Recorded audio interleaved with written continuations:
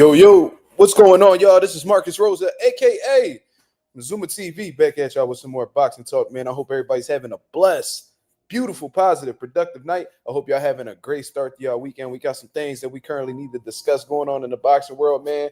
It's getting messy. You know what I'm saying? There's a lot of information going back and forth, a lot of misinformation, in all honesty, but we got a lot of clarity from this Turki Alalshikh interview that Mike Coppinger did, so we definitely going to talk about that. But before we get into the boxing talk, before we get into Jake Paul's comments, him attempting to expose Canelo Alvarez, let's get the likes up, man. We got 5 people in the building so far. I'm highly appreciative of everybody that's coming in, showing love. If you could hit the like button so we could get the algorithm on the up, that'd be very much appreciated. You see what I'm saying? Shout out to everybody that's in the building. We already got some comments. You know what I mean? We had some comments before I even went live. Shout out to my boy Forever Dedicated. He said, yo, Mark, Canelo went to negotiate with Jake so he could scare and make Turkey throw more ums. Canelo, a smart motherfucker. Yo, we definitely going to talk about that. And my opinion is really very closely in line with what you're talking about, my brother. So that's a smart observation. And we going to talk about it. Shout out to my boy Chris OY. He said, fuck Canelo. And it's like that for life. God damn. My boy Chris don't play that shit. He said Jake Paul just released a response video. We're gonna bring up that response video. We're gonna hear what Jake Paul got to say, man. You feel what I mean? Because he done said some things that, you know, let me know that the fight was pretty much done. The man showed he showed signatures. He showed the official fight poster. This man even announced, he even said the date that they was gonna announce it. He said they was gonna announce it on February 11th. You see what I'm saying? So it was a done deal. So, you know, initially I was thinking like, damn, like Jake Paul sound like a little spoiled child who ain't getting his way. But, you know, if you in Jake Paul position, and this ain't me defending Jake Paul at all, I'm glad he didn't get the fight in reality. But I would be kind of disappointed too. You know what I'm saying? Like, I'm over here trying to get to this bag. You know what I'm saying? I'm over here trying to finesse the boxing game, and I finally get the opportunity to fight the biggest star in the sport of boxing that's actually a legitimate boxer. And then you just you on the internet, you just found out that he just signed a 4-fight deal with Turki Alalshikh. And you know, Turki Alalshikh has been against Jake Paul essentially since, you know, he made a name for himself in boxing. You feel what I'm saying? So he like, fuck, man. Like, we had all this shit in play. He just fucking walked away from the table type shit. I get it. You feel what I'm saying? But it is what it is, man. Shout out to the boy Coffee Plant in the building. He said, Mazuma Nation. What's going on, my brother? What's going on? I hope all is well with the boy Coffee Plant. He said, like the live on the way in. Know the drill, man. Absolutely. Absolutely. My boy NL, he said, yo, Champ, what up, bro? Talk to me. What's going on? What kind of car you got on that profile pic? That's like a Rolls Royce. Shout out to my boy NL. Coffee Plant said, don't mess with a lion. That's what Turkey's saying. He said he don't worry about, he said, man, I'm a lion. I don't worry about the opinion of the sheep. You feel what I'm saying? Pretty much he flexing a little bit like, yeah, nigga, I make shit happen. You thought you had one up, then I came and I foiled your plans. You feel what I'm saying? That's the type time that Turki Alalshikh on. Turki Alalshikh be talking. He be throwing little crazy shots too. He told that boy Jake Paul, man, yo, I'm gonna give these networks some advice. You know what I'm saying? Had Jake Paul fight Mr. Beast. I'm like, damn, like this nigga, he said, just have YouTubers fight YouTubers, dog. You know what I'm saying? Like, we in a whole different lane with this shit. And we making the biggest and best fights happen. And we not gonna let, you know, some YouTubers interfere with what we got going on. That's pretty much what Turkey said, yo. He ain't playing. You said that's an old Wraith. I'm selling it. Oh, you got a Wraith? Okay, I know. I see you, cuz. Would you like to donate a couple dollars to the Mazuma Foundation? Let me know, man. My boy got a Wraith. Okay. All right. My boy out here flexing. Salute. You know what I'm saying? Follow me on the gram, dog. We can talk some business, man. You want, you know what I mean? I'm trying to get where you at, cuz. But nah. For real, though. Shout out to the boy, I know. Super Bowl weekend. Oh, yeah. It's on and popping, man. I'm seeing a lot of my Philly people down in New Orleans. You know what I'm saying? They excited, bro. Them niggas, they ready to go. You feel what I'm saying? Oh, when you come back from the U.S., I got you. Oh, all right, hit me up, brother. Always down for a conversation. You know what I mean? Prolific conversations, of course. But no, for real though, it is Super Bowl weekend. Go Birds. Yeah, I mean, there's a whole bunch of Philly people in New Orleans, bro. I'm over here working at my job and shit. And I got a few people like, yo, man, I'm trying to get this together because I'm about to go out to New Orleans. And it's a bunch of people driving down there. That's a 17-hour drive. According to what I saw earlier on Google, like from Philly to New Orleans, it's a 17-hour drive. That's like a 1,200-mile drive from what I've seen. You feel what I mean? So niggas is out there, bro. They dedicated, man. You know, people can say whatever they want about like Eagles fans or just Philly sports fans in general, but you know, one thing you can't deny, they some loyal motherfuckers, man, and they carry they carry a whole lot of love in their hearts for them Eagles. You know what I'm saying? Mahomes not easy at all. Listen, I watched Mahomes play. He a monster. So them niggas gonna have to be in rare form. Cause Mahomes, he ain't even been in the game that long. They already putting him in GOAT conversation. So, yeah, I mean, Mahomes is a monster. You know what I'm saying? I'm not too big on football, so it's not gonna affect me regardless. You know what I mean? You already know what sport, I'm into. The reason why y'all tuned in boxing. But it do make me happy to see the city happy. You feel what I'm saying? So when I see the city happy and they celebrating and there's actually some positive shit and not some negative shit, I gotta back it. You know what I'm saying? DOG 215, what's going on, my brother? We had a great conversation the other day, man. Shout out to my boy. I think it was yesterday. Shout out to my boy DOG 215, my Philly brother all the way out in London. Salute, salute, salute. Let's get into the conversations, y'all. I'm sure more people gonna come in here as we continue having the conversation. Let's start. Where we starting with, man? We starting with Turki Alalshikh's interview with Mike Coppinger. What we talking about? Jake Paul exposing Canelo video. Yeah, Jake Paul called Canelo a slave, man. I wasn't really fucking with that comment at all. It rubbed me the wrong way when a white man called somebody else a slave. You feel what I mean? And you can make a case that Canelo's a white man too, but you know what I mean? With him having a Mexican background and all the tension that Mexico and the U.S. got right now, and Jake Paul being a pro-Trump supporter, you know what I mean? It just rubbed me the wrong way. I ain't fucking with it. You know what I'm saying? I ain't fucking with it at all.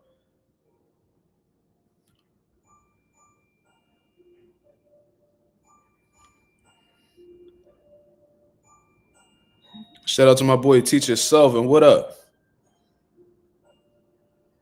You telling me I need to be in DR? Shit. I don't know, man. That might not be good for my relationship if I was to go to DR. It'd be a lot of tension when I get back to the crib. Typical white man? Shit. I wasn't feeling that comment, man. Like, if you upset because you had a fight set and, Canelo did some snake shit and just backdoored you and took on a whole nother, fight or, deal pretty much, I'd be upset too. But to be calling motherfuckers slaves, it's kind of crazy. And it's like, well, you know what? Let's bring up Jake Paul's video, man. Let's just get into that first because, there was some things that he said that was valid. And there was other things that he said that I felt like wasn't valid. You know what I'm saying? So let's actually bring this up. Let's bring this up so we can hear what Jake Paul got to say. You feel me? He was upset. He was definitely upset. So let's get into it. Hold on. Let me take these AirPods off so y'all can hear it. Oh, Canelo, you puta. And this fucking YouTuber.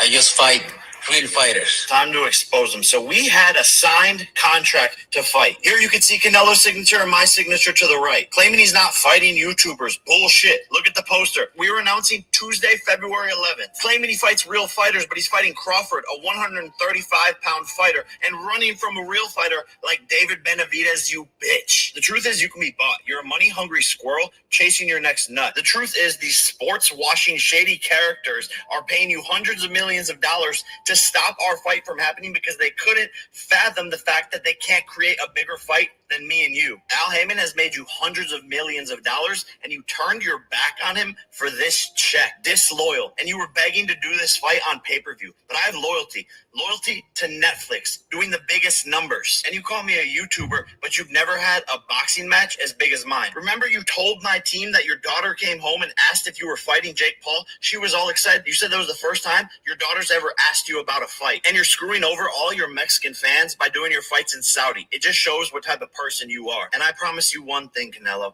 Any fight that you do this year, mine will be bigger. So go fuck off to your boss, you Ring Magazine employee, you pink and orange bitch. And oh, fix that herpes on your lip, you dirty puta. Pink and orange bitch is hilarious.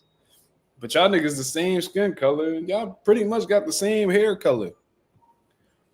So what the fuck is you even talking about? But anyways, that was Jake Paul, and the little herpes comment was kind of crazy. But regardless, Jake Paul, he's speaking his mind, y'all. So what y'all think? One of the things that stood out to me, in all honesty, is him calling Bud a 135-pounder.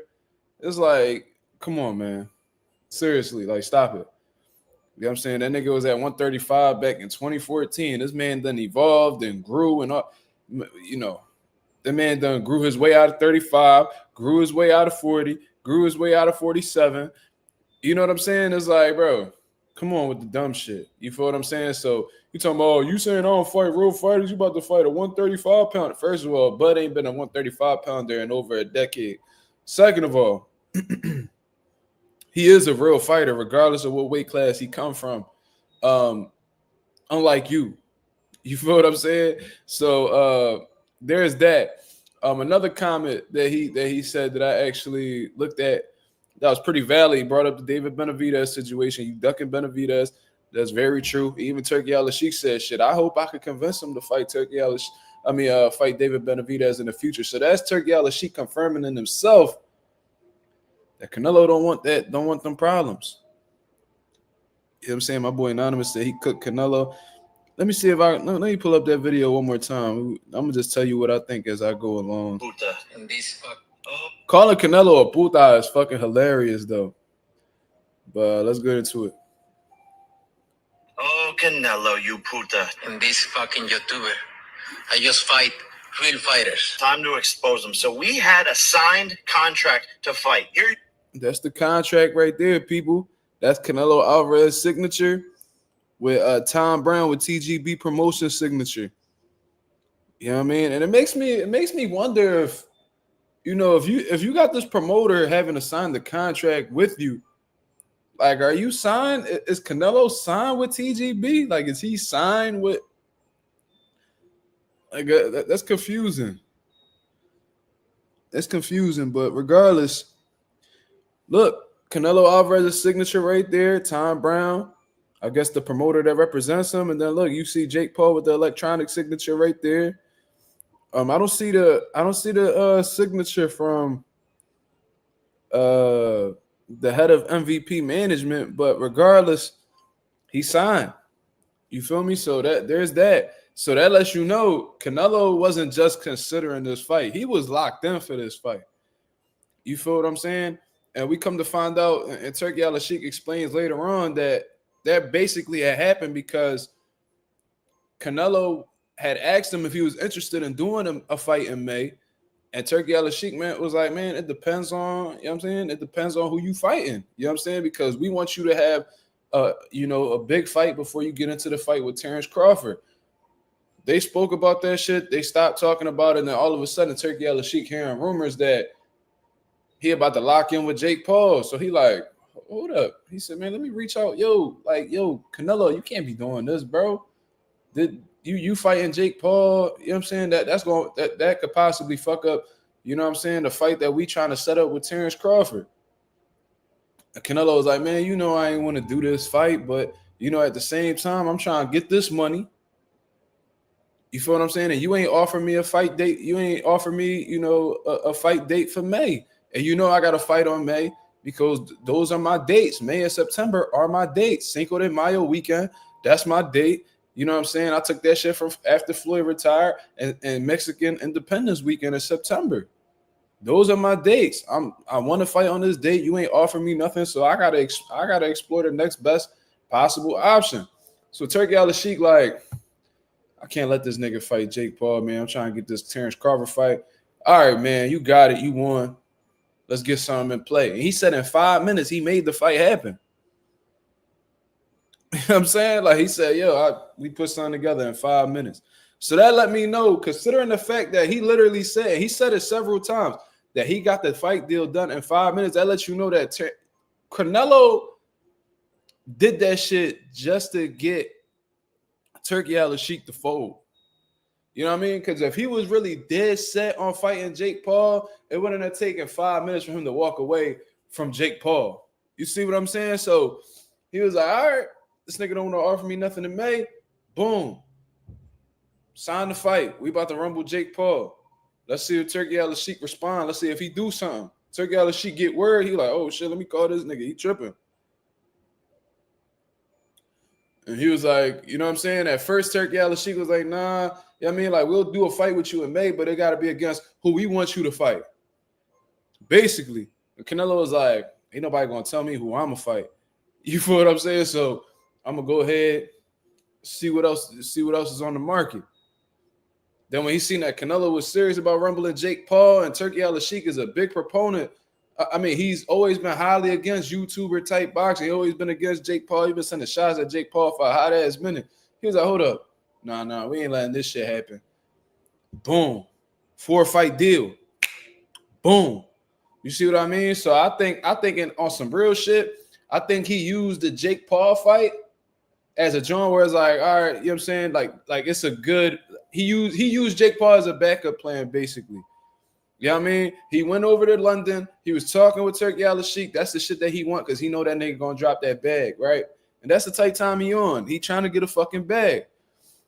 Turki Alalshikh playing around. He was like, yo, like, and Canelo the type dude, like, all right, we gonna do business, but we gonna do it how the fuck I want to do it, not how you want to do it. You know what I'm saying? Like, Canelo been on that type of time basically since he been released from Golden Boy. He been on his own type of time. You want to do business with me? All right, this is what it's gonna cost. I get to decide who I'm fighting. I get this much of a percentage of the commissions and all this bullshit. And they give it to him. They give it to him. He been having his way. And Turki Alalshikh, you know what I'm saying? He probably on some shit where it's like, nigga, I'm Turki Alalshikh. Nigga, like, I'm from Saudi Arabia. We got a bag. Nigga, you gonna do what I say. And a lot of people been kissing Turki Alalshikh ass.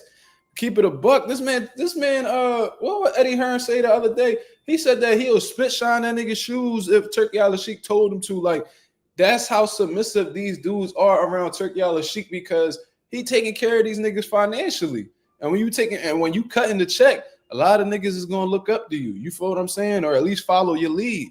Canelo ain't one of them dudes, regardless of who it is. He want to do shit his way. It could be motherfucking King Kong conducting the business. It could be Jesus himself.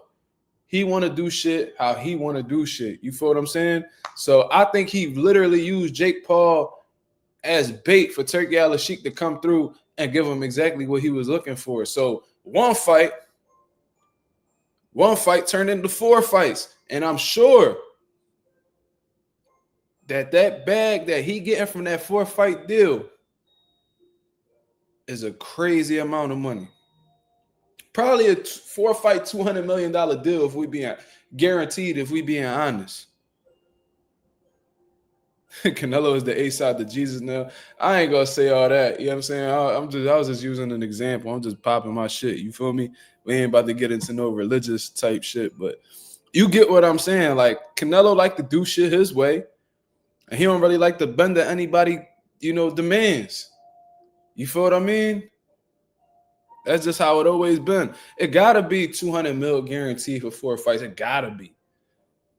And Turki Alalshikh even said in his interview with Mike Coppinger that Jake Paul was offering a nice little bag for Canelo. And he said he didn't even match the bread that Jake Paul put up,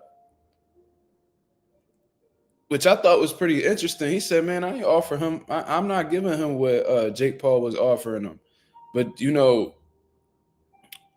That just let me know that Canelo wasn't really too serious about fighting Jake Paul, or he's not really necessarily all about the bread when it comes to fighting. Because if he was just hell bent on the bread, he would have just fought Jake Paul regardless. Turki Alalshikh just told y'all, I didn't give him the same numbers that Jake Paul gave him. Jake Paul offered a bigger bag, but he still came over here. So it just let me know that his intentions this whole time was to get a fight popping, or at least get a deal signed with Turki Alalshikh, and he just used Jake Paul as the bait to lure Turki Alalshikh in and talk business.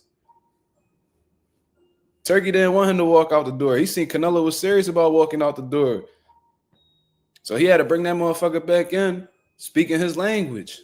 That nigga had Turki Alalshikh talking Spanish in that motherfucking in that business room. You feel what I'm saying? In that conference call. You know what I mean?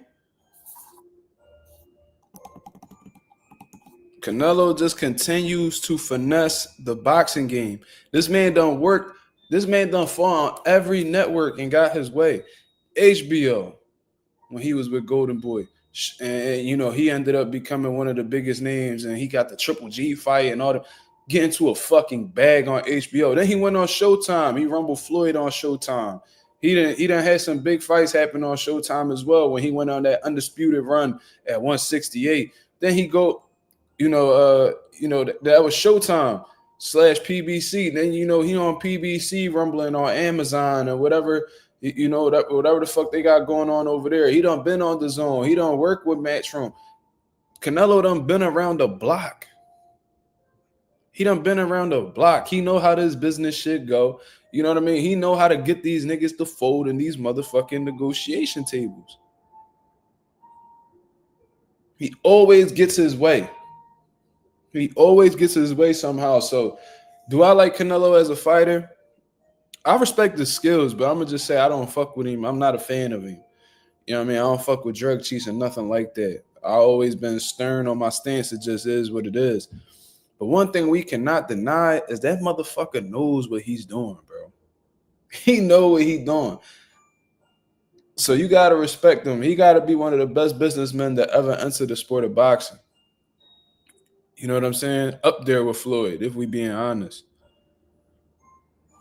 You feel me? Definitely chess, not checkers. Canelo is the cash cow. I'm sorry.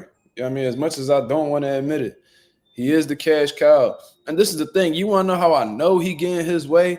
Because Turki Alalshikh is okay with him fighting whoever the fuck he want him to fight in May. They said they confirming that soon. And he going to let Mike Coppinger know and shit like that. But possible opponents for May, we talking about Jamal Charlo? And what was the other one? Y'all? It was Jamal Charlo. And who was the other person? Let me see. I'll just read. Oh, Bruno Sarase. You know Turki Alalshikh ain't offering them motherfucking opponents. That's who Canelo wants to rumble. That's who he wants to rumble. Turki Alalshikh ain't offering no fucking Bruno Sarase. Fills up the Turki, that nigga be fighting Benavidez or you know what I'm saying? Because Turki Alalshikh be matching niggas tough. You feel what I'm saying? He been trying to get the Jamal Charlo fight for a hot ass minute now. He done beat up Jamal. Now he want to fight Jamal. He know Jamal all fucked up. He know his mind ain't right. He know that nigga ain't worried about boxing, but he still want that lick because he know that shit easy money. He could be like, oh, he a two-time world champion, so middleweight champion. He undefeated. Blah, blah, blah. It's a good little sales pitch if a motherfucker don't, if a boxing fan don't know what the fuck really going on behind the scenes. Sarase got some steam behind him because he knocked out the nigga that Canelo didn't knock out, Jaime Munguia. You feel what I'm saying? That's just what it is. You know what I mean? Turki Alalshikh ain't picked them opponents, so not only is Turki Alalshikh paying this nigga a fucking bag, but he's allowing Canelo Alvarez to choose whoever the fuck he wants to fight.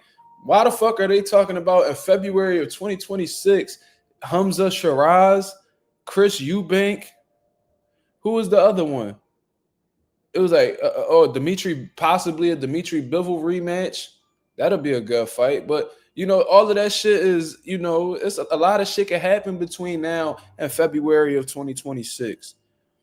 You know, what if Dimitri Bivol beats Better Be? They gonna do a trilogy.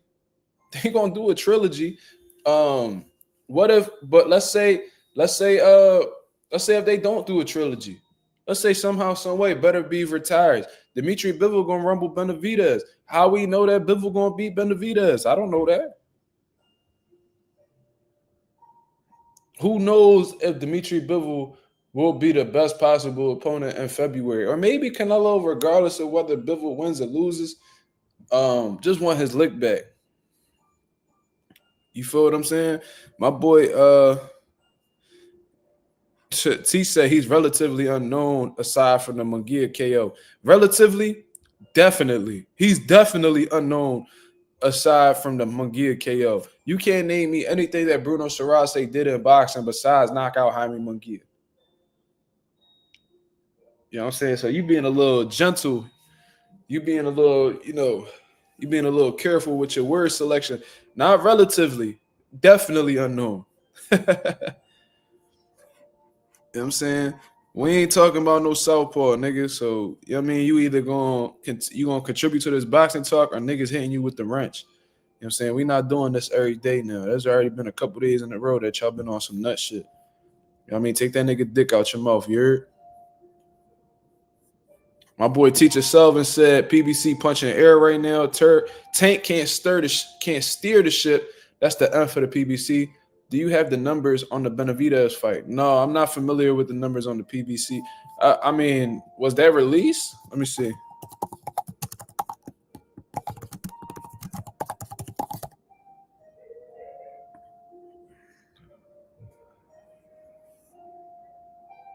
Yeah, I don't see any numbers on there. I don't think they released their numbers, and in all honesty, they might not release the numbers. So, yeah, I mean, regardless, you know, PBC is looking a little. You know what I mean, PBC is looking a little. You know what I mean, like they in trouble right now in terms of a financial situation. Like, you know, a lot of these dudes are extremely inactive. They having trouble getting fights. You know what I mean? And then when they do get fights, they pretty much getting lined up. Like this nigga Danny Garcia and Rumble in what two he came off a 2-year layoff, and he got sniped by Landy Lara. Why would y'all do that to Danny Garcia like that? Now that I think about it, y'all set that man up. You feel what I'm saying? That man was inactive for so long. He's still loyal to Al. And then, you know, his loyalty got him beat up by Landy Lara and stopped. And now this nigga Danny talking about he only got one fight left. You know what I'm saying? I don't know, bro. These PBC just looking like they struggling right now. Yeah, I mean, and that's another point that Jake Paul made. You talking about how Canelo disloyal to Al Heyman, bro? Why y'all niggas don't ever say that about these other guys that be jumping ship and be going over there? Is Andy Ruiz disloyal to Al Heyman for fighting on that Riyadh season card? There's been multiple PBC fighters that have rumbled on that motherfucking have rumbled on Riyadh season cards. And they faced zero criticism, was never considered disloyal. How about just taking your business where they fucking pay you? Let's say you a banker, right? And you worked at Wells Fargo, right?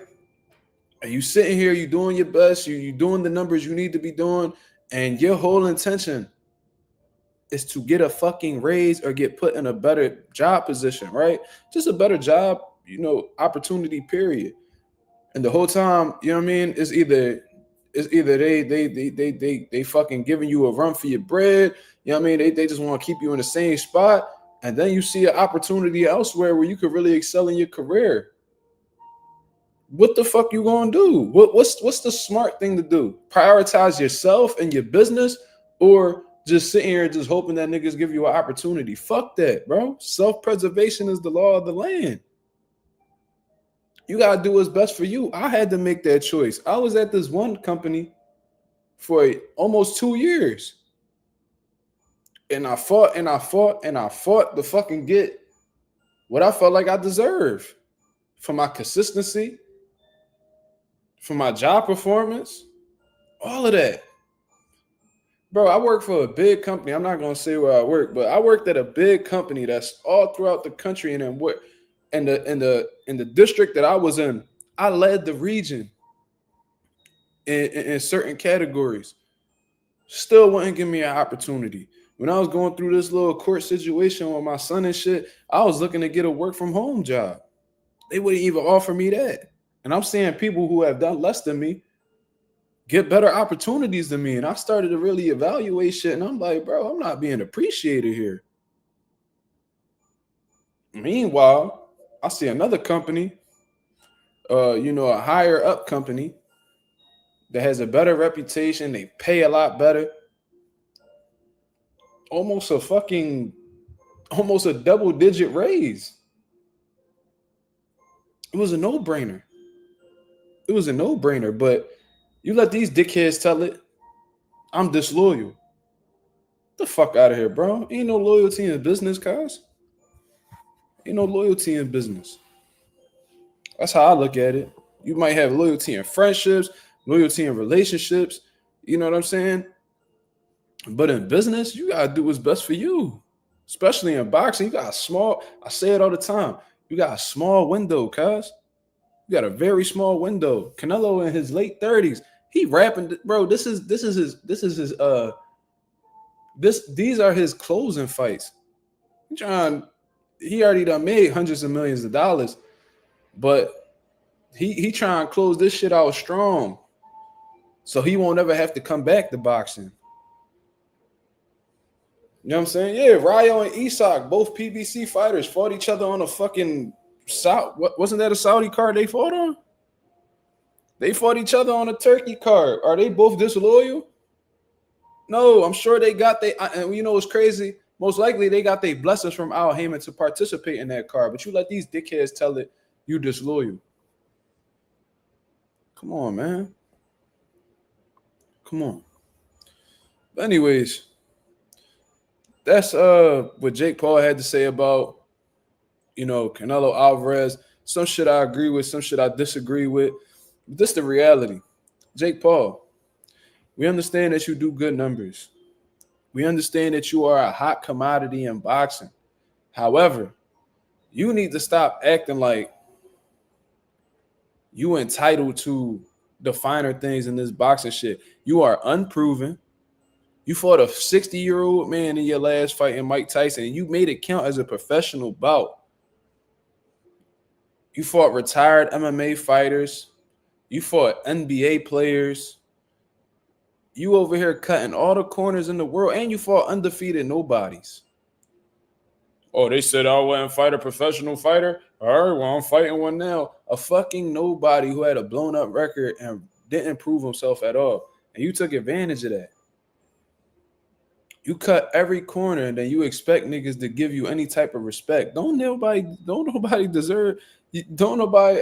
And you think because you bring in a fucking bag of money that automatically niggas just gonna surrender and just bow down and respect it? Nah, not especially not Canelo. Canelo look at you like you a fucking, like you a joke. Cause all these niggas that's highly respected in boxing, they look at you as a fucking joke. And Canelo literally used you, just like how you use all these other niggas to get a name and build your record up. Canelo used you to be in an even better position to get a 4-fight deal with Turki Alalshikh. And you low-key shorty because Turki Alalshikh don't fuck with you. And you just peeped that you just peeped that Turki Alalshikh took the fight from you. And let's keep it real.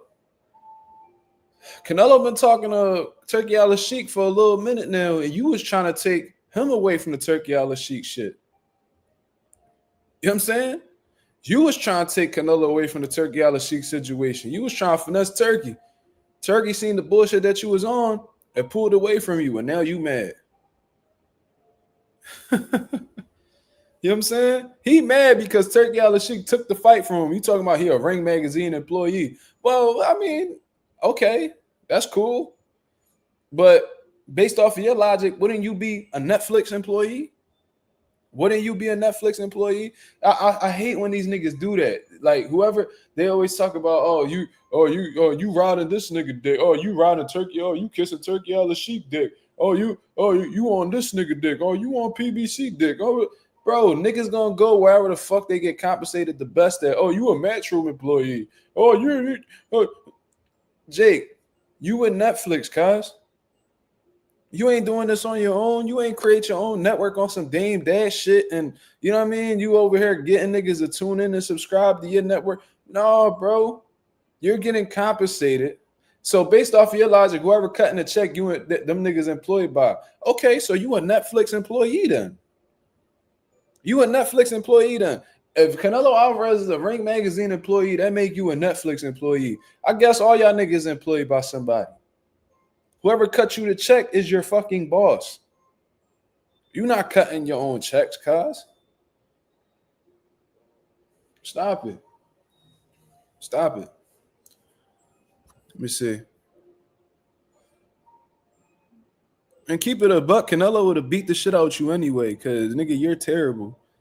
You know what I mean? Like, you cool for fighting niggas who, you know, who you got a crazy advantages over, and washed up motherfuckers like Anderson Silva and Ben Askren and fucking 60-year-old Mike Tyson, who a lot of niggas said that you bribed to lose.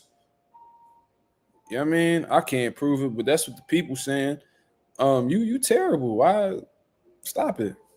Stop it. And you lost to Tommy Fury, nigga. He's a nigga be on Love Island, boo loving with bitches. He don't give a fuck about boxing. That nigga milking the boxing game just like you, because he come from the Fury family. Anonymous, my boy, he said facts, and Jake Paul already lost to a part-time boxer and Tommy Fury. We already know what happens when he fights Canelo or any other real fighter. That's a fact. That's a fact. That's a fact. Tommy Fury gave that nigga all the trouble in the world. You got 0 IQ, bro. 0 IQ. Your jab, ass. Your combination punching, ass. You just load up on the right hand, just like any other regular novice-ass amateur boxer. I've never seen you catch and shoot. I never seen you set a trap. I never seen you check. I never even seen you check hook off the ropes. I never seen you control the fight with just a jab. I never seen you do any of that. You ass, cuz. You super ass. My boy T said, Benavidez said Canelo doesn't like when people talk about him badly. Jake Paul had a lot to say on X. That's a fact. And Jake Paul been talking greasy about Canelo way before they had a fight set up. So it's just another contradictory statement from Canelo Alvarez. We done pull Canelo Alvarez card and expose him for being a liar multiple times on this channel. Bro, just look at the shit that Jake. All you gotta do is put Jake Paul, Canelo Alvarez, and just scroll back on the timeline. He been talking shit about Canelo for a hot ass minute, bro. He been acting bad too. Why the fuck you? Why would you acknowledge fighting him? Nigga, your signature is on the page right by Jake Paul's name on that contract. You was about to fight the nigga Turki Alalshikh and he offer you shit. Yeah, Jake Paul's, his gas tank definitely trash. You know what I'm saying? He ain't got them good genetics. You know what I mean? He ain't got that good gas tank, bro. That shit garbage. Canelo would have fucked him up. I don't know if he would have stopped him early or whatever, but first of all, he would have stopped him. He would have got hit too clean by Canelo. You know, he gasses out. He would have got hit with a good body shot or whatever. He probably would have sat his ass down. Yeah, his gas tank trash. I wonder if there'll be drug testing for that too, because I always hear that Jake Paul be avoiding that shit.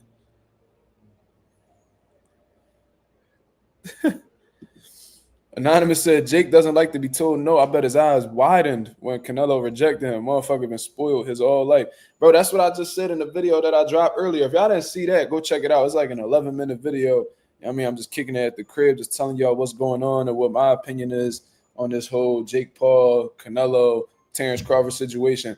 And like I said, Jake Paul comes across as a spoiled child. Mind you, I'd have been disappointed too if I was Jake Paul, because I got the nigga to sign the contract and he just walk away suddenly. I'd be upset too, but just looking at how the way Jake Paul responded, bro, He responded like a child. Like he responded like my son when I take something from him. You know what I'm saying? Like if my son got a little toy or whatever and he like banging it on the table or whatever, yo, man, you too loud. And I take the shit from him and he get upset. That's how Jake Paul comes across, like a fucking spoiled child. You could tell that Jake Paul not used to being told no. You could tell shit was just handed to him his whole life, just living off of his privilege. Benefiting off of his privilege. And the moment that this nigga get told no, oh man, you're a slave. Like, nigga, what?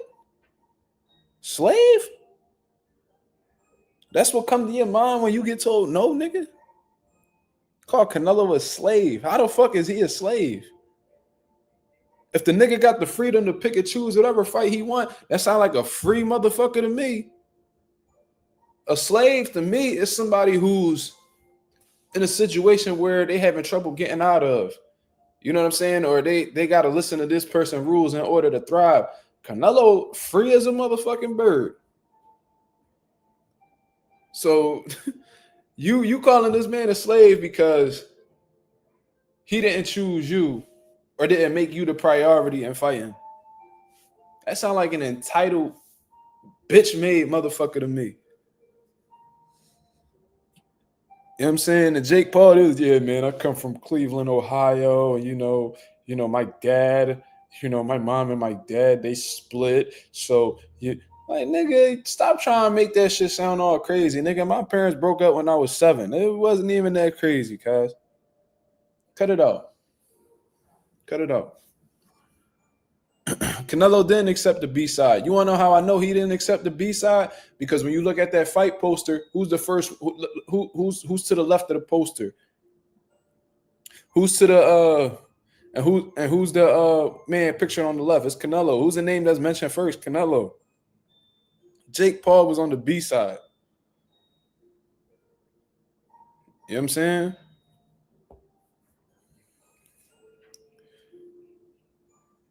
Canelo wasn't going to take no B-side to Jake Paul, cuz.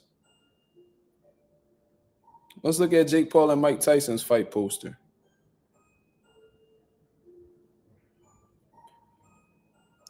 See how Jake Paul's name is mentioned first. You know what I mean? He's to the left. Typically, when somebody's the A side, because you would never see Floyd Mayweather on the right side of a fight poster. He's always to the left. His name is always mentioned first. You know why? Because he's the fucking A side. It's usually how that shit go. Their name is mentioned first, all that good shit. Look at all of Jake Paul's fight posters. He's always to the left. Here's another version of the Jake Paul John. Paul versus Tyson. Why ain't Tyson versus Paul? Because Paul was the A side. And when you look at that poster that he put up when exposing Canelo Alvarez. See Canelo's signature and my signature. The fight poster. Where the fuck the fight poster at? Oh, Canelo, you puta. And this fucking YouTuber. You puta. I just fight real fighters. Time to expose them. So we had a sign. There you go, right here. Look. Who's to the left of that poster? Expose them. So we had a signed contract to fight. Here you can see Canelo's signature and my signature to the right. Mm-hmm. Claiming he's not fighting YouTubers. Bullshit. Look at the... Look. Canelo to the left. Canelo name mentioned first. Canelo was the A side, y'all. Can you imagine that? Canelo taking the B side of Jake Paul? I don't see that shit. He got way too much pride to fucking be the B side to a fucking YouTuber, bro. Lowe said drop the link. All right, bet.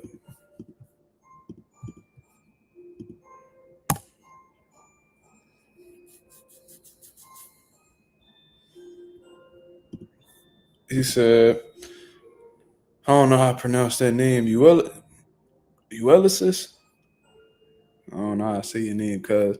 He said these last few days have been entertaining with all the talks of fake news surrounding Canelo. This is great for the sport. I can't recall the last time this has happened. What are you referring to? What's great for the sport? That's pretty vague, my brother. You got to explain I understand what you consider entertaining. How do you consider all the talks and fake news great for the sport? You gotta be more clear with what you're talking about. Damn, y'all packed him up. Yo, what's going on, Lo? What's going on, Mark? What's going on with you, man? I'm chilling, cuz. What's on your mind? Canelo, man. Canelo showed that he's a shrewd businessman. You know what I mean? He took a page. He took a page out of the Major League Baseball. You know, when a highly touted free agent has a lot of teams that want to sign him, but he's looking for a specific price, that player would use other teams as leverage. Let's say, for instance, the Phillies are trying to sign Bryce Harper for like $30 million for 4 years, and he looking for 7 years. He'll be like, well, listen, well, the Dodgers are offering me this and this and that to see how much that team really wants him, and that's what Canelo did. You know, he used Jake Paul's name for leverage, and now he got a 4-fight deal, and he's still getting the Crawford fight, and I'm glad because I wasn't really, I don't care for the Jake Paul fight unless it's something that he does at the end of his career, like what Floyd did with Conor McGregor. Okay. And I say that because he would have to move up to a higher weight class. Let's say 185, 190, because Yeah. Jake Paul's a big dude. They said it was And a then you cruiserweight bout, so 200 and below. exactly. So that means that he would have to go back down to 168 after making that weight jump. So that'll be a bad joint for him. So I'm glad it's not happening right now. Canelo wouldn't take that chance for real. Canelo ain't no dummy. He not gonna fucking, you know, take the Jake Paul fight and then go all the way up to fucking 190. Essentially, his walk around weight and put muscle on and all that shit, and then have to cut 32 pounds. You know what I'm saying? To fight Terrence Crawford, who's moving up in weight and ain't cutting weight at all. I don't think Terrence Crawford the type of nigga to make them type of experiments against. We seen what happened to Roy. Yeah, that's why. Like I said, when it was first announced before he announced that he's actually doing the 4-fight deal. I was actually live yesterday for the first. I don't go live like that, but I was live yesterday talking about it before I got the news that he ended up taking the Crawford fight. And I was saying that Canelo is not taking the Crawford fight because he's not going to make that weight jump from to go to 190, 200 pounds in May just to go back down to 168 in September. That's why he wasn't taking that fight. But come to find out, he's taking the Crawford fight instead. And I'm hearing that before Crawford, he's either gonna fight the other Charlo and the other guy, what's his name? Bruno Bruce or Strauss, whatever, Bruno Mars or something like that. He's gonna fight the guy that knocked out Jaime Munguia. Bruno Mars is Yeah, hilarious. yeah, I don't care for that fight. I don't care for the Charlo fight neither. Charlo been out of the ring for like 4 years now. And this is what I was saying, Lo. This is how you know he really got Turkey Alalshikh to bend the knee. Because typically Turkey Alalshikh be like, yo, listen, I'm gonna give you a good amount of money. I'm gonna give you your highest payday of your career, but you gotta fight who I want you to fight. You feel what I'm saying? That's usually how that shit go. And Shakur Stevenson said it in an interview a couple weeks ago. Nigga said, Turkey Alalshikh make you drop your nuts. Pause. And what he mean by that is he gonna give you the money that you're looking for, but you gonna go through you might have to go through some tough shit in order to get it. You feel what I'm saying? Yeah, Turkey Alalshikh is giving this nigga Canelo the bag that he looking for, and he's allowing Canelo to control his opponents as well. exactly. He's getting some soft touches. Exactly, because Turkey Alalshikh end goal or his main objective is to get Terrence Crawford that fight. Terrence Crawford is an ambassador for Riyadh season. They got a close personal relationship, in all honesty. Turkey Alalshikh has came out and said that Terrence Crawford is his favorite fighter, blah, blah, blah. They close. You know what I'm saying? So it's deeper than business from Turkey Alalshikh's eyes. I mean, he really trying to make this shit happen for Terrence Crawford. So I guess he's willing to bend to Canelo Alvarez's demands in order to get that fight popping in September. Even willing to give him an additional 2 fights in 2026 against people who that nobody want to see either. Because they talking about in February 2026, who they say he's supposed to rumble. It could be Hamza Shiraz. he a good dude. He a good fighter, but we don't want to see him in there with Canelo. Chris I want to Eubank. see him with Benavidez or somebody like that. I hope Benavidez is part of that package somewhere down the line. Well, Turki Alalshikh said that he hope he can convince Canelo to fight Benavidez. So as of right now, that's out of the picture because Canelo Alvarez is not interested in that fight. You know what I'm saying? But he See, said hopefully he could persuade him. So I think that's a conversation that's going to be had in due time. well, He I'm gonna also give Canelo the. Go ahead. he also mentioned a Dimitri Bivol rematch, which is not bad, but I don't think that takes precedent over David Benavidez. That's just my personal opinion. No, I think that's Benavidez his is a bigger nemesis. fight than all of those fights, even the Bud fight. Benavidez and Canelo is a bigger fight than all of them fights. Yeah, yeah. I think you went mute. I can't even hear you. You can hear me? Now I could. Yeah. Oh yeah, we good. Go ahead. What was Um. you saying? No, even though Bud, even though there are people even within the boxing community that have Bud, that give him a good shot, but there's more people picking Benavidez, and this is why, man. I've had debates with other people plenty of times when they try to tell me that Canelo is the greatest Latin of all time, and I tell them this is why you can never put Canelo over Roberto Duran. You can't do it. You can't do it. Imagine if Benavidez were to go in there and knock out Bivol in 2 rounds. You think Canelo gonna fight him? Fuck Now no. you get now you get where I'm going at, right? Yeah. You get where I'm going at. Iran Barkley knocked out the guy that knocked out Roberto Duran, and Duran still took that smoke and whooped him. Duran was a different type of fighter, man. He's the greatest Latin of all time. I don't want to hear anybody tell me anything about Canelo being the greatest Latin of all time. I will give him the greatest Mexican of all time because he surpassed Chavez in my opinion. But to put him over Durant, absolutely not. And to give Canelo the benefit of the doubt because he does fight the guys, I think it's just about the money. If the price is right, he'll take Benavidez, and I honestly believe he can beat Benavidez if he fights the right fight and if he could hurt him to the body. I believe he could beat him. Mm, okay. I mean, it's shit. I'm trying to figure out what's the right price for real. Because what they offered him 70 with all of the pay per view revenue. Like, damn, how much this nigga want? Bro, look, because See, if you getting 70 mil guaranteed, that means if Canelo was to get stopped in 30 seconds of the first round against Benavidez, he leaving with 70 mil. Then on top of that, they told Benavidez $5 million flat fee. So that means that's all he getting. So he not getting a single percent of pay per view revenue. So logically speaking, Canelo's gonna get 100% of the fucking pay per view revenue, right? So yeah, let's say he gets $70 million guaranteed, and they do a million pay per view buys at $80 a pop. Because you already know Canelo charging niggas up. He not doing that Turki Alalshikh $20 pay per view shit. Niggas is paying $80. Probably gonna be even more because of how big the fight gonna be. But let's say it's $80. If you're doing a million, $80, y'all niggas could do the math on that shit, bro. He leaving with yeah. a stupid ass amount of money, bro. A You stupid know, ass amount of money. this fight is gonna be bigger and bigger. The more David Benavidez continues to win, it's gonna be a bigger fight. Maybe Canelo's trying to maximize that as well, opposed to a lot of people saying he should have took him while he was younger, while he was less experienced, like what Floyd did to him. But I guess Canelo's looking at it like if I'm gonna take him, Because even if he's better, his huh? resume beat, guys. Benavidez resume Benavidez. get crazy, yeah, bro. His See, this is resume why get I crazy. respect I respect what Benavidez is doing more than remember when Charlo at one point was people were saying Canelo was ducking him and all that. All Charlo was doing was sitting back waiting for a payday. He wasn't fighting nobody. Triple G's another one. All he was doing his whole career was basing his career off Canelo.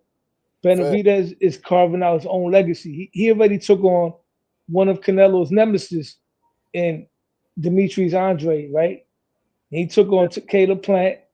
He got Yeah, a couple of former champions under his belt. Then he took on a young, hungry lion that happened to be his nemesis that people were saying he was ducking, and he beat him convincingly. So you got to put respect on Benavidez's name, and I was one of his critics, man. He made me a believer. That's what made Benavidez different because I remember he had did an interview. He was like, all right, since Canelo don't want to fight me, I'm gonna just beat the shit out of whoever the fuck he may choose next. And that's the type time that he been on, bro. This man got rid of. Well, he beat Caleb Plant after Canelo, but he beat Caleb Plant, former world champion. Beat Vosdick, you know what I'm saying, former world champion.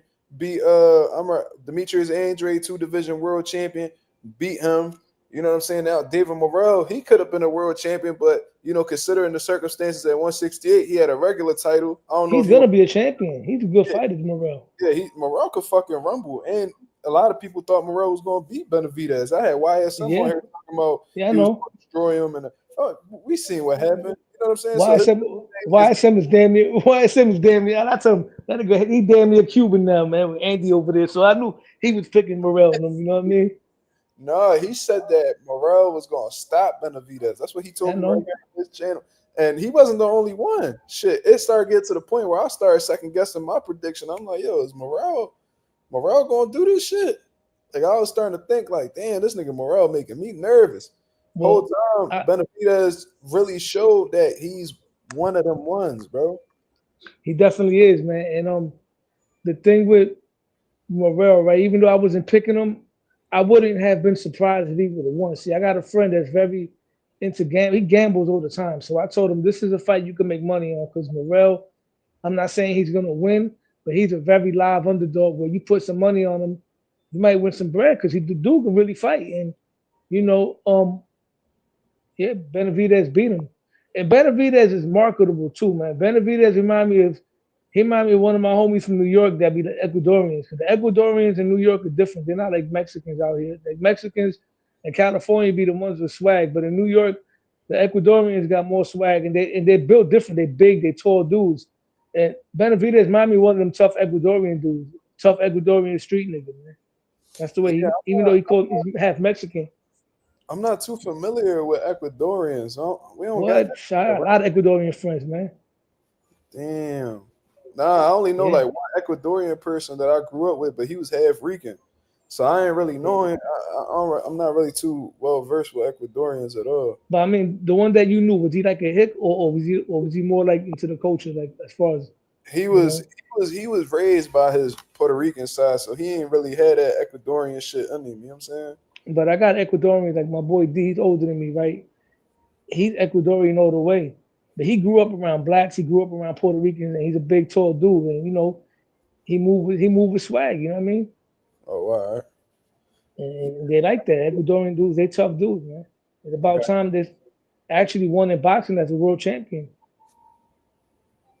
oh word. In fact, there was one. The dude that Bernard Hopkins won his first world title from was a Afro Ecuadorian named Mhm. Segundo Mercado. He fought him twice. He fought him in Ecuador. They robbed him and caused it a draw. And then they fought again in the States, and Bernard Hopkins stopped him. I don't know if you know about that fight. Yeah, it's a little. Yeah, Pritchard Cologne was Puerto Rican. Coffee. They asked if Low was Rican. You Rican, right, Low? Yeah, Yeah. So, so Boricua, yes, sir.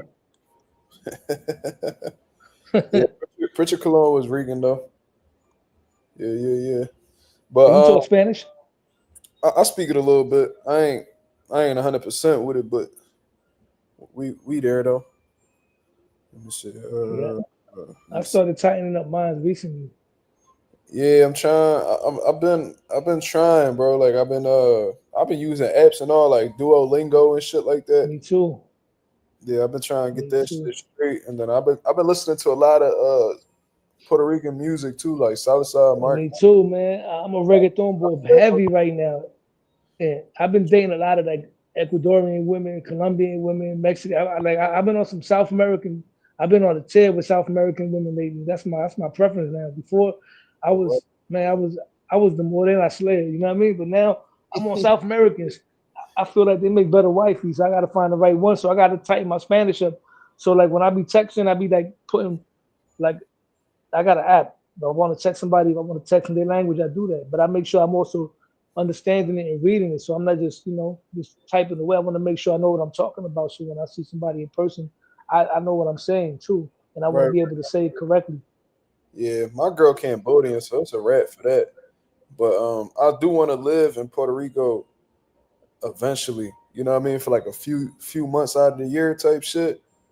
I don't want to be over there and then niggas, you know what I mean, scared, don't want to talk to me because I ain't speaking Spanish type shit. And especially where I'm gonna be staying at. You know what I mean? It ain't like the tourist shit. Niggas don't know English over there. So I went for the first time. I went over there Labor Day weekend. This one that just passed. My cousin. It was his birthday. I should have went for the weekend. I'm gonna tell you right now, Puerto Rico. They don't care if you're American, bro. If your Spanish is not up to par, they are not treating you like they ain't treating you like a superstar. It's not like going to Colombia. You know what I mean? They don't want to hear that because they have their own swag over there in Puerto Rico. And the women out there, they gonna stick with their own. If you're a Puerto Rican and your Spanish ain't good, that's appalling to them. Now, if you're another nationality, that's different. They'll give you a pass. But if you're Puerto Rican, New York Rican, Philly Rican, Jersey Rican, whatever, if your Spanish is not like theirs and it's not that good, you're not really gonna get that much play like that, they man. gonna look at you like you a sellout or some shit. Yeah, and that's stupid to look at people that way. It's not our fault that our parents took us out of there to give us a better life over here. You know what I mean? That's corny. I'm gonna tell them I'm biracial. Fuck all that. Anybody be treating me no different. I'm about to tell them niggas I'm black and white. I look just like them any fucking way.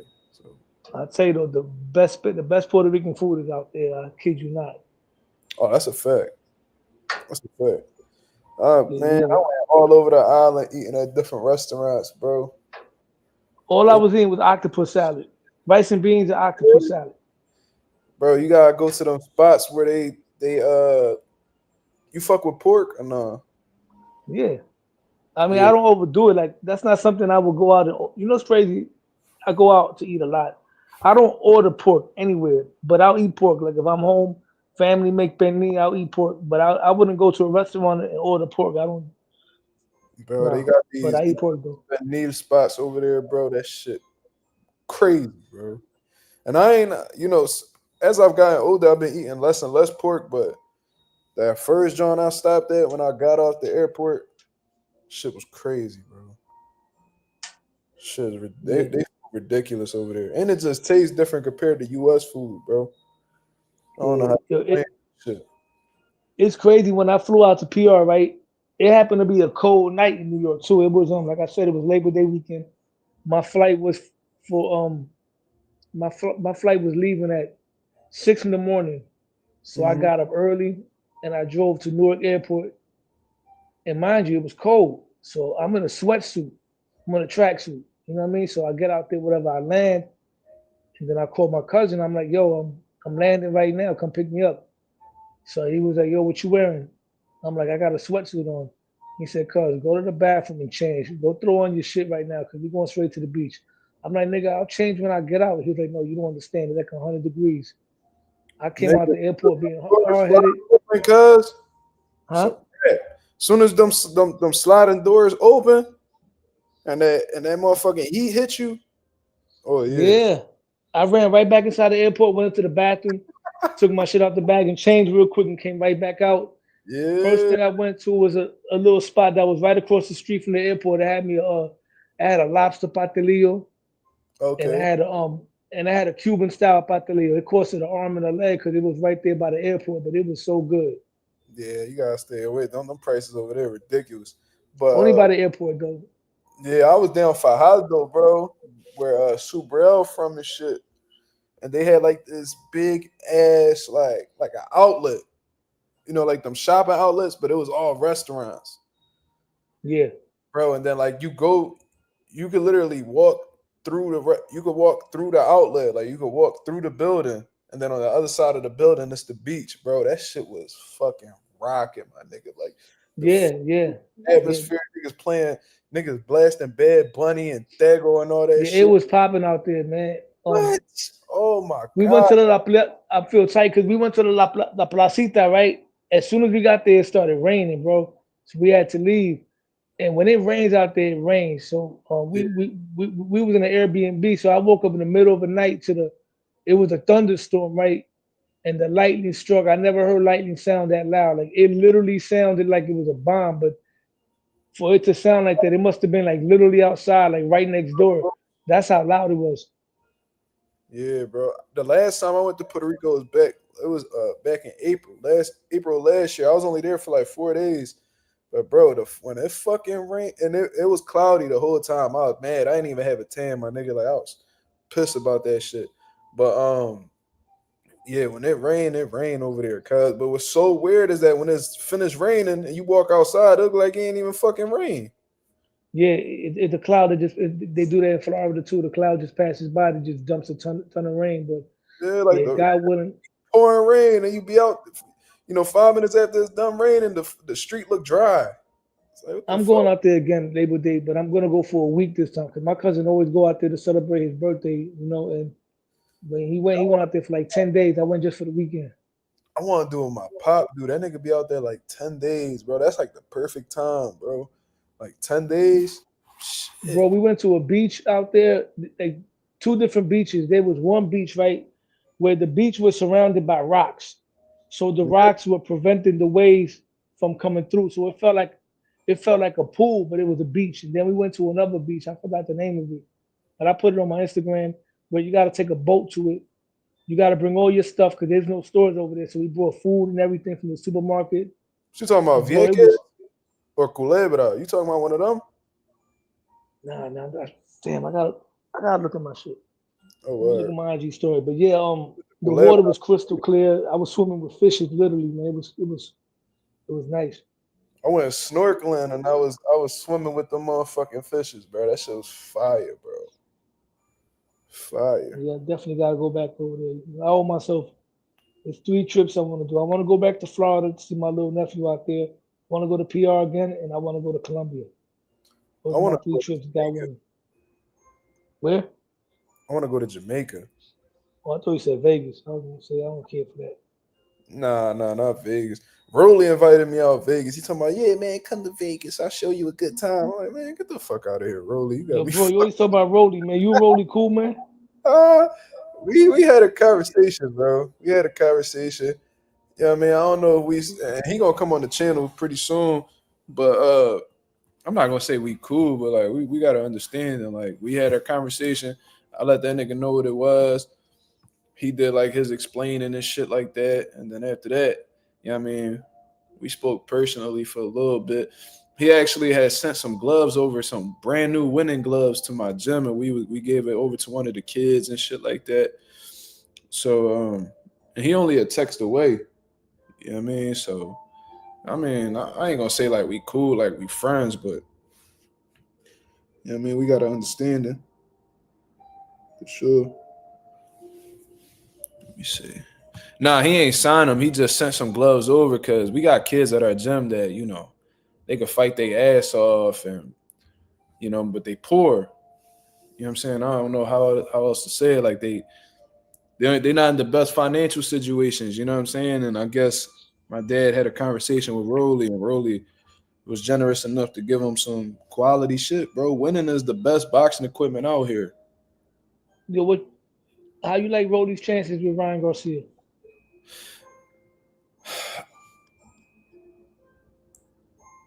Rolly literally just gotta be disciplined and he could win the fight, bro. I know this shit sound if he just disciplined defensively, like if he take a page out of B Hop book and just keep that right hand up real fucking high, bro, and just don't allow Ryan to get that shit off,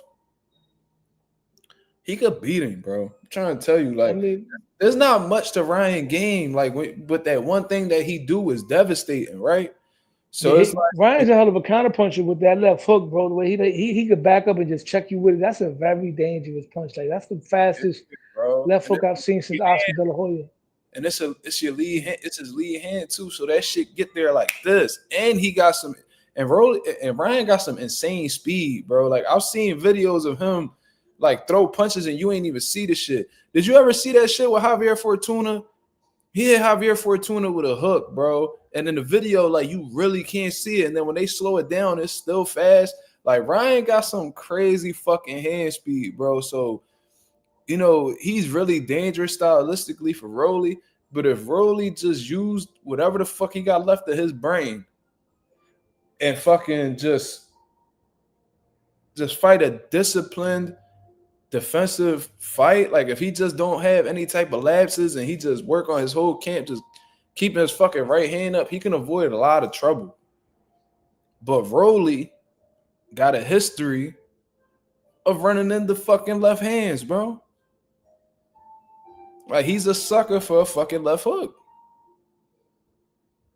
Like look at what Tank did to him, hitting with a fucking overhand. When he got stopped by Ingram in sparring, that was a left hook. When Isak buckled Rolly in the first round, that was a left hook. Like he has a lot of trouble. My boy Low probably lagged out or whatever, but he's a sucker for a left hook, bro. You know what I mean? I don't know if Rolly can outbox Ryan, but I know that Rolly gonna have to bring that dog out. Rolly gonna have to bring that dog out, but he gonna have to be smart about it.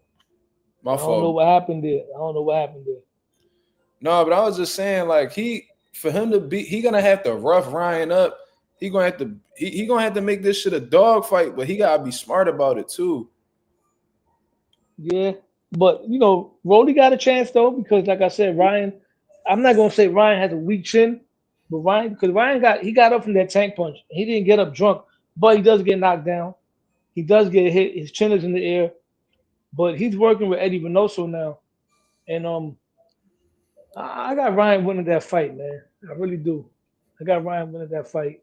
I'm rooting for And, Rolly, man. I just think stylistically, you know what I mean, that shit might I not. would like Rolly to get a nice win because people want to compare him to a modern day Mayorga. You got to get a significant win to beat Mayorga because Mayorga did have a couple of good wins, and Rolly doesn't have none yet against anybody because he comes from that group of young fighters. You know what I mean? They were like around each other, whether it was amateurs or sparring. Rolly, Devin, Tio, Shakur, Ryan Garcia, What makes Rolly different out of all them dudes, Hitchens, Boots.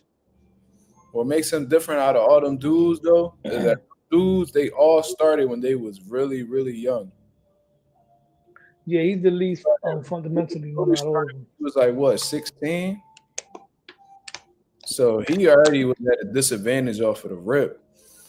Some people are different though. There's this kid. There's this kid. I'm not gonna call him a kid. He's a grown man. He's a pro now.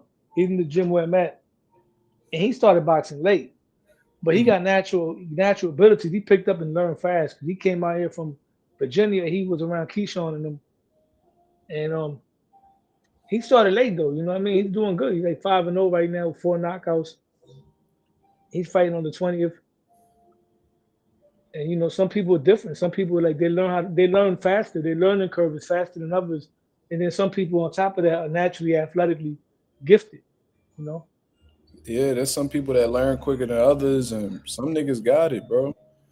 Um, yeah, Rolly could win the fight, but stylistically, bro, with that like that, his weakness is Ryan's bread and butter, bro. So it's gonna be tough for him to win that, John. But I'm rooting for Rolly though, man. I would never root for Ryan again. I don't give a fuck who he fight. but what do you want Ryan and Devin to go back at it so Devin can try to get the get back? They could still rumble even if Ryan lose. What if Ryan get knocked out? That's gonna set him back. Bro, I wouldn't even, bro, on some real shit. I see what you're saying, and it would be better for the sport if Ryan were to win because we want to see that Dev rematch. But me, like, as an individual, if he were to get knocked out by Rolly, I'm celebrating, bro. I wouldn't give a fuck, bro. Like, on some real shit. But it is better for boxing, if we being honest, if Ryan wins. See, my thing is this: if somebody beats my favorite fighter, right, I want that person to be good because I want to be like my favorite fighter lost to somebody. Like example, when Trinidad lost to B Hop, look what B Hop turned out to be. You know what I'm saying?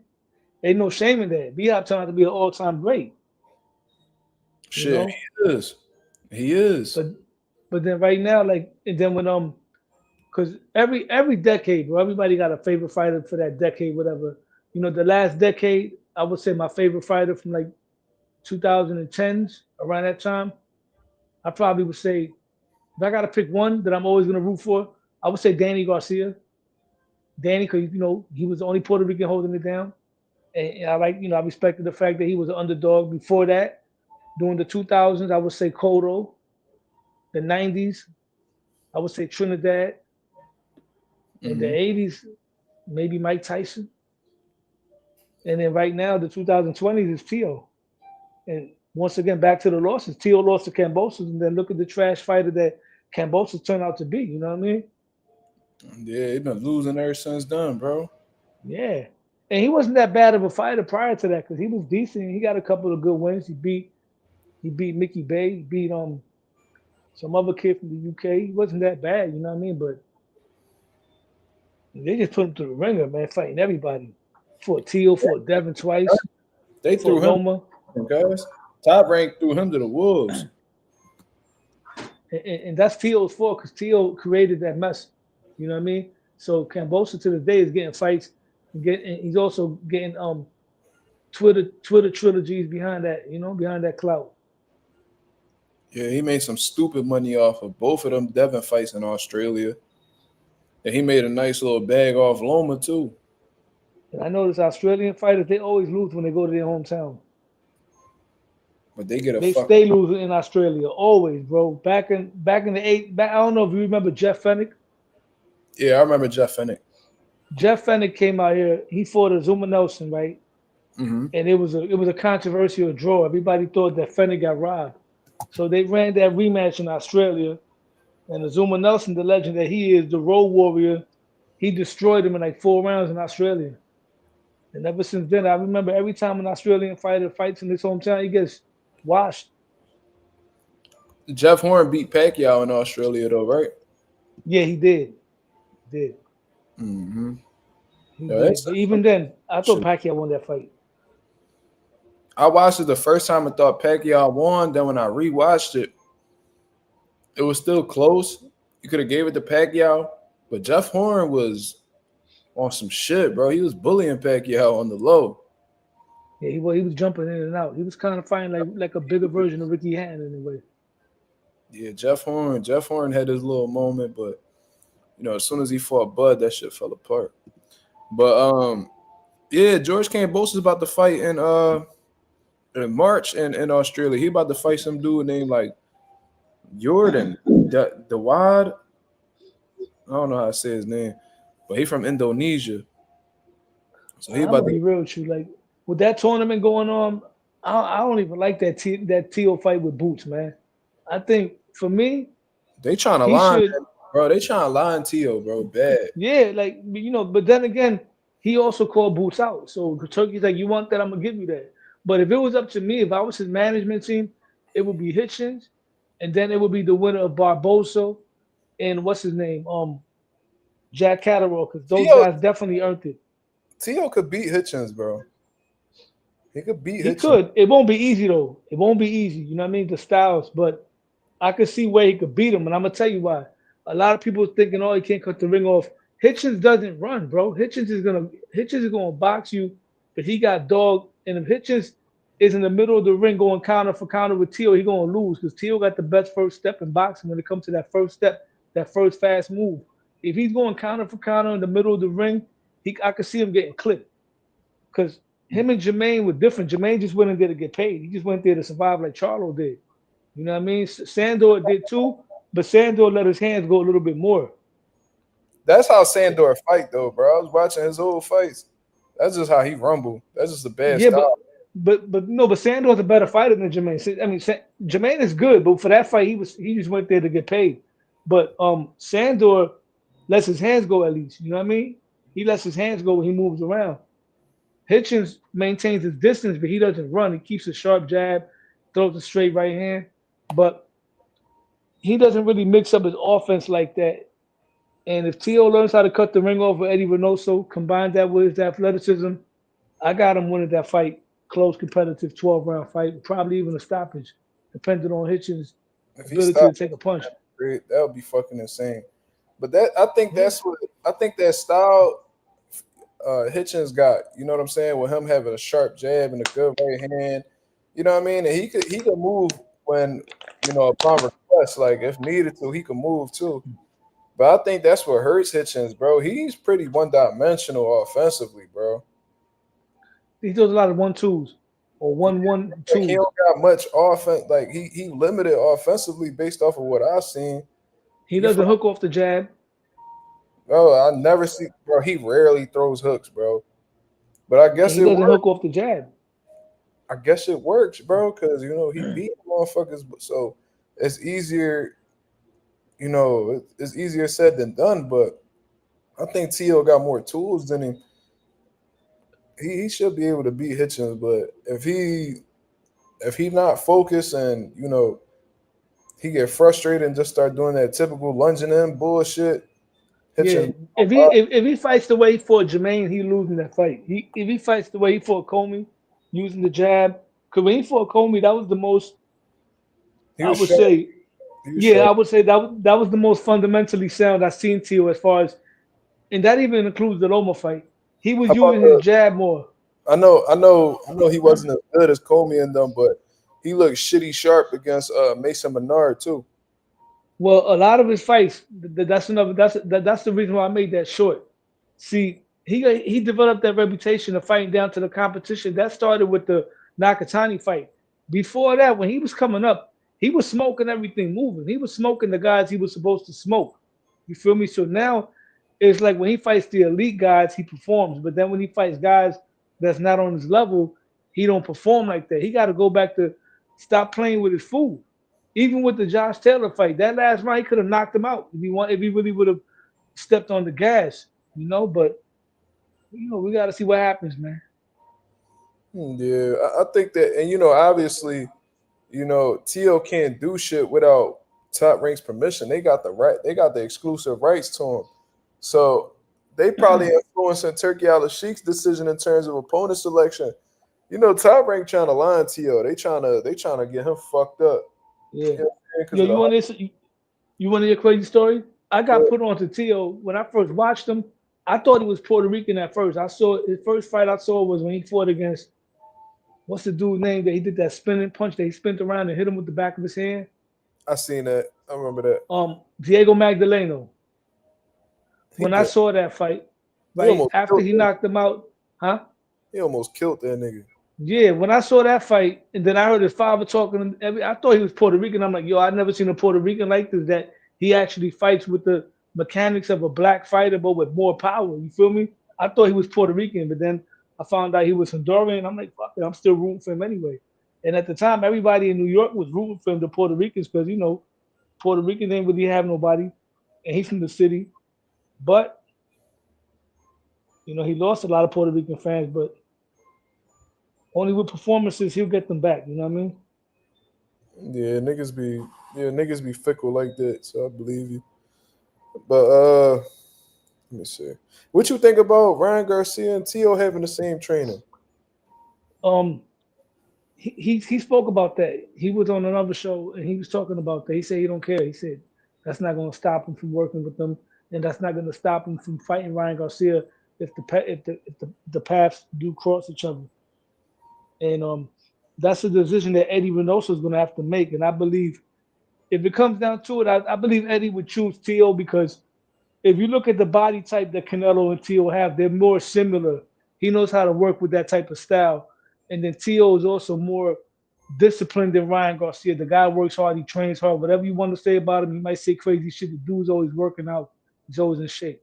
Eddie Venoso knows that he don't got to worry about the stuff that Ryan deals with Tio. So I think if it comes down to it, if Eddie Venoso has to choose one, he'll probably choose Tio over Ryan. And I hope That, so, because I think Eddie Venoso is good for him. I, and that may be true, but that's crazy because I think he'll actually choose Ryan. Because he's Because, Mexican. and I say that's one reason. Yeah, I mean, you know how they be loyal to the soil with each other too. They got a history with each other, so they actually got a rapport. So Ryan not necessarily a new dude. Then three, from a business aspect, if you getting 10% out of To check, you getting 10% out of Ryan check. Which one you gonna lean towards? So from a business Yeah. perspective, Eddie may be looking at them niggas as just checks. On some real shit, he probably only really fuck with Canelo like on a deep personal level. Everybody else he probably look at as like a come up. So we already know they're in two different brackets in terms of paydays. You know what I'm saying? T.O. may be better, but Ryan happens to be I'm like gonna on be the, real with you. That fight is a dangerous fight too. Like I don't look at Ryan like fool like that. I see that as a, I would say 55-45 for T.O., or maybe 60-40. And it depends because once again, Ryan got that left hook, and T.O. sometimes drops his. T.O. got the ability to have great defense because he got the reflexes. At times he shows it with the head movement, but there's times that he gets lackadaisical. With Ryan Garcia, just like you said with Rolly, he got to keep that right hand up, and he's athletic like Tank, so I could see him going underneath that left hook easier than Devin did because Devin's taller than him. You know what I mean? But it won't be an easy fight. But Tio got the power to hurt Ryan and put him down and probably put him out too. But that's a tough fight. You know what I mean? It's not an easy fight. Ryan's not an easy fight for nobody except for Tank. And even with Tank, there was moments where Tank was holding on for his life. When Ryan started letting his hands go. yeah. Yeah, he was holding on to Ryan like a motherfucker though. I remember that shit. But you got any closing words? Cause I'm about to get up out of here, man. You hear me? They got my nigga low. They got my nigga low. I don't know if you on mute, low. Check your audio.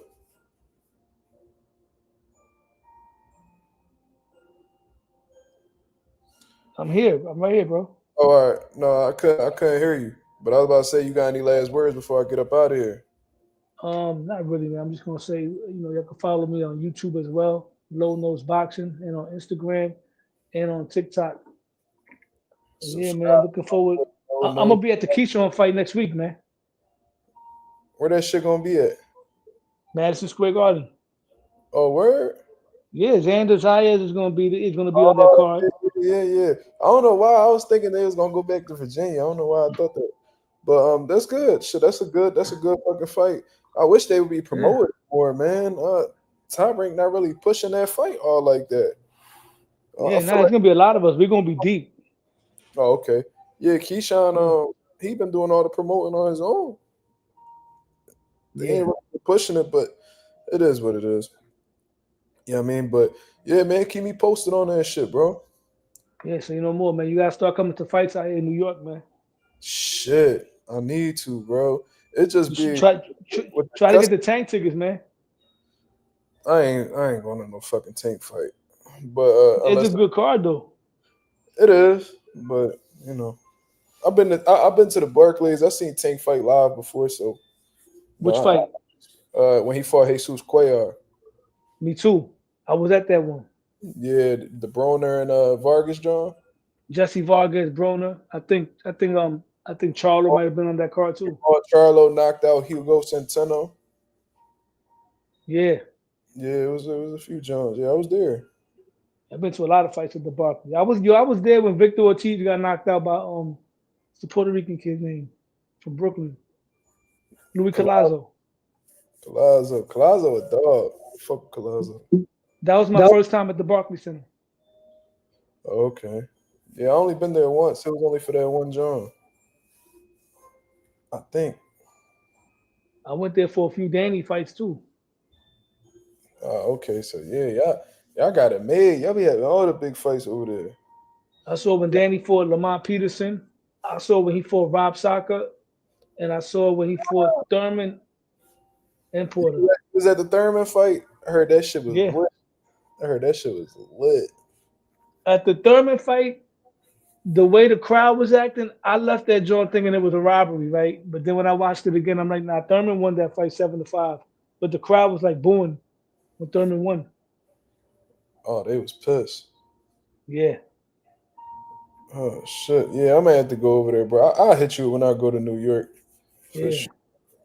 But I'm gonna get up out of here, man. I appreciate everybody that came through and showed love to the channel. We had a great live. Shout out to my boy Low Nose Boxing. Y'all subscribe to his YouTube channel. You know what I mean? He got the Mazuma TV stamp, y'all. Real knowledgeable boxing talk, and that's what the fuck we do over here. You feel what I'm saying? Noble Shout out Chief to shit. everybody that's in the building. Yeah, I mean, if y'all could hit the like, hit the subscribe button, you share the video, that'd be very much appreciated. Until then, I'll holler at y'all. Y'all have a blessed, beautiful night. I'm out of here, man. Peace.